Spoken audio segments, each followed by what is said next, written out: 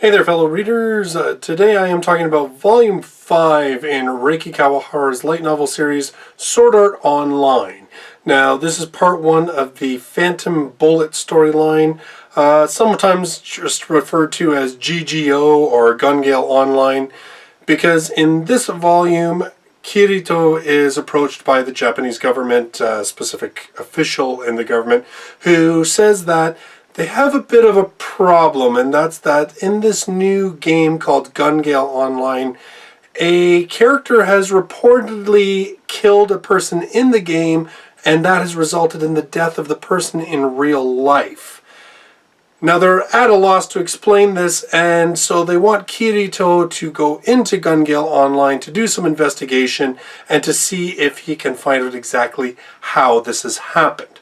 Now the biggest problem with this whole thing is that Kirito is a sword fighter. He is a fantasy fighter. Now they kind of blur this a little bit and get away with it because they say that since GGO is based on the Seed, which is the program, if you remember back at the end of Alfheim Online, that allows for VR MMOs to be created. It's sort of like a base program that people can build off of.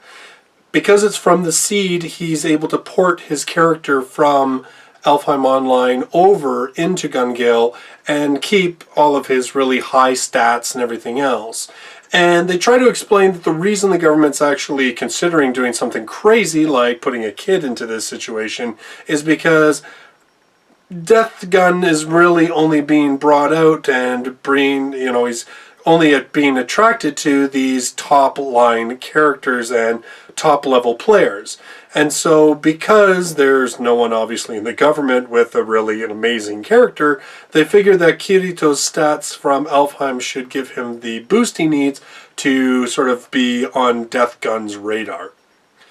Now, I mean, it's all a bit corny, and of course, in the whole thing, Kirito, instead of using just a gun, discovers that they have laser swords, and yes, it makes it very obvious in this novel that he's aware that this is a lightsaber, and I was glad of that at least, because I was like, dude, you can't say that so obvious and then try to act ignorant like you don't know what you've done.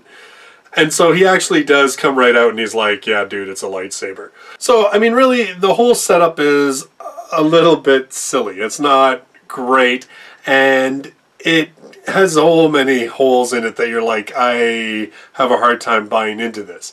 What is the redeeming factor in this story are two things, and they are both characters. First of all is the new female lead, Shinon. Now, Shinon is a sniper, and I don't want to give away too much about her backstory, but she's probably the most rounded character that we have so far in Sword Art Online. She actually has a backstory. She actually has a purpose and a driving reason that she wants to be in Gun Gale Online and become one of the best and strongest players in Gun Gale. And the fact that she doesn't immediately just fall goo-goo-eyed over Kirito is also a huge plus in her favor. The other thing that I think this story benefits from is Death Gun, which is the sort of main villain.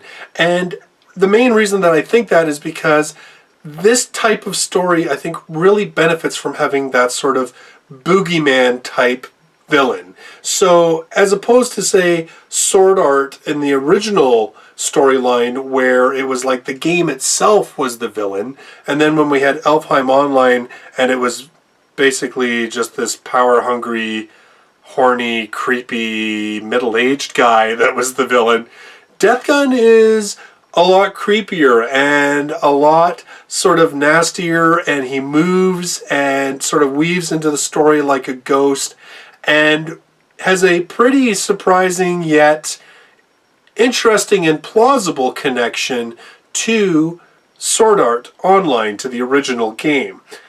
So I would say that this story benefits because it's got a fairly interesting protagonist and because it has a fairly interesting antagonist.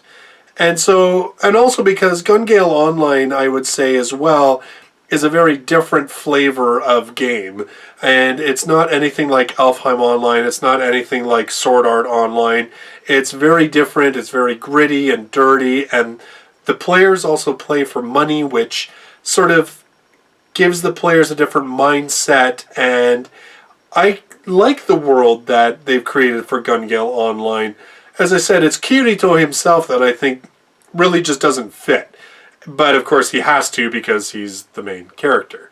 I would have been just totally fine if we had just forgotten him and focused on Shinon, because I think she's a cool character, and like I said, she's actually got some depth and she's interesting and she has real honest-to-God motivation, which is cool. And so those are sort of my mixed feelings on this first volume. There is a part 2 coming out. The main storyline sort of, this one introduces Gun Gale Online, introduces the players and this whole thing. And book 2 is going to focus probably on the huge tournament that Kirito signs into in order to try and attract the attention of Death Gun. And that's the Bullet of Bullets. So book 2 will probably be filled with a whole bunch of action and lots of shooting and lots of death. This one didn't have quite as much shooting, had a little bit of death. I mean, you know. So those are my thoughts on Volume 5 of Sword Art Online. Like I said, a little bit ridiculous, a little bit silly in terms of its sort of setup. You're going to have to suspend your, senses a little bit, but really still enjoyable because it's got a good world, it's got a really good female character, and I like the fact that we have an antagonist who's a bit more like a boogeyman that exists in the background as opposed to the more nebulous of, the villains that we've had in the previous Sword Arts.